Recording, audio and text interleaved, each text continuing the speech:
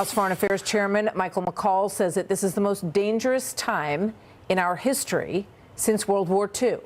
He questioned Secretary of State Antony Blinken today, and he joins us now. Do you think that the Secretary of State views it the same way, Chairman?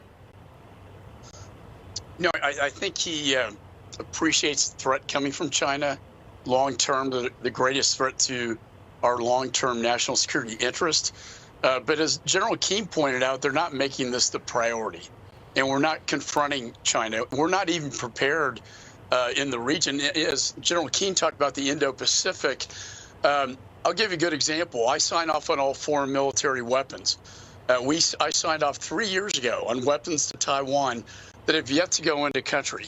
The general's right. We have no joint military exercises. If you signed off on it and Congress has the power of the purse, why haven't they arrived? Because of the bureaucracy and the fact that we can't make weapons fast enough. It's amazing. And with the no joint military exercises, the point is deterrence is key. We didn't do that in Ukraine, and look what we got there. After Afghanistan fell, we projected weakness, not strength. And when you do project weakness, you get aggression and war. And that's what we're looking at right now. We're not projecting strength, and we're certainly not doing that in the Pacific. And I worry that an invasion could be likely probably after the next presidential election in Taiwan. So we have a huge map that we put together of China's global outreach. And these are the countries, the world leaders that have met with Xi Jinping since November of 2022. And we know that the Spanish prime minister is on his list for a visit in the near future, obviously part of Western Europe. And these are all the places that he has been to, 8 meetings in Bali, including with President Biden, and Xi went to the G20 summit. You know, all this outreach, Saudi Arabia, the Middle East, South America, Africa, now Spain. What do you want people to understand about what he's doing? He's filling the vacuum. China's filling the vacuum. We're not on the field right now. They're in 140 different countries with Belt and Road Initiative, and we're not on the field, and China is filling that vacuum.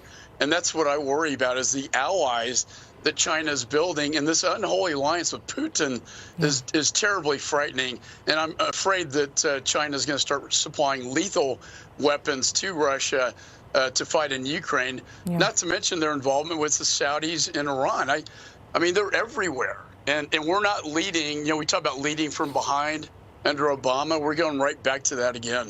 Yeah.